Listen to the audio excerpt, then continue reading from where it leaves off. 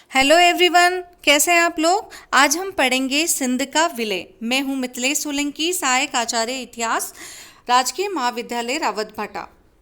सिंध का विलय। 18वीं शताब्दी में सिंध पर कल्लोरा सरदार राज्य करते थे। 1783 में मीर फतेह अली खान ने सिंध पर अपना प्रभुत्व स्थापित कर लिया।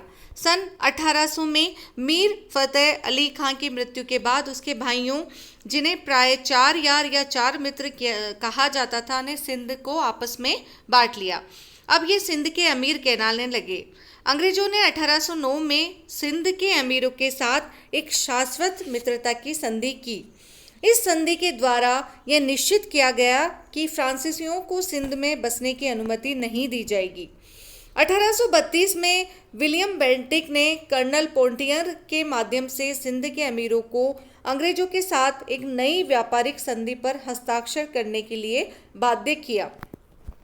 इस संधि के द्वारा अंग्रेजों ने सिंध में अनेक महत्वपूर्ण व्यापारिक सुविधाओं को प्राप्त कर लिया।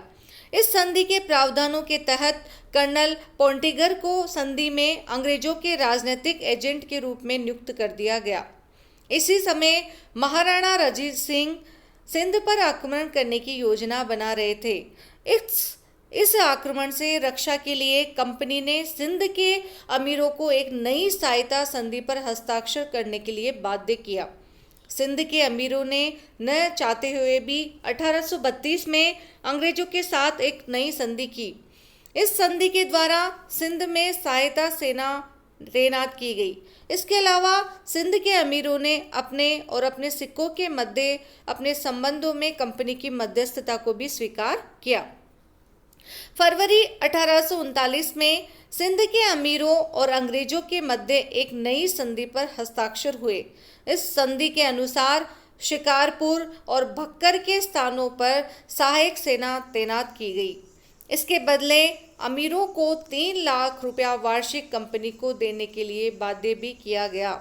आंग्ल अफगान युद्ध 1839 से 1842 के समय भी सिंध के अमीरों को अंग्रेजी सेना की सहायता का भार भी उठाना पड़ा। 1842 में ऑकलैंड के स्थान पर लॉर्ड एलनबरो गवर्नर जनरल के रूप में भारत आए।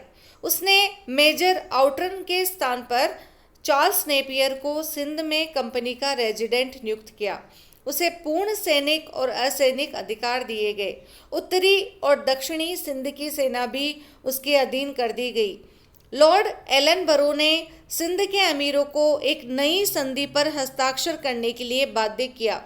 इस संधि में भविष्य के लिए अधिक प्रतिभूति, सिक्योरिटी और कुछ प्रदेशों की मांग की गई। इसी समय सिंध में उत्तराधिकार का संघर्ष भी प्रारंभ हो गया।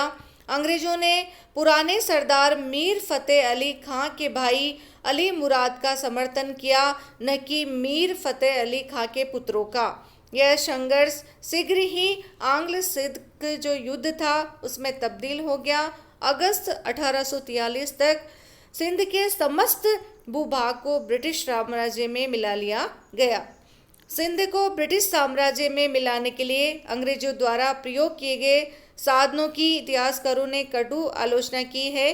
वास्तव में सिंध के माध्यम से अंग्रेज अफगानिस्तान पर कब्जा करना चाहते थे, जिससे भारत को रूसी प्रभाव से बचाया जा सके।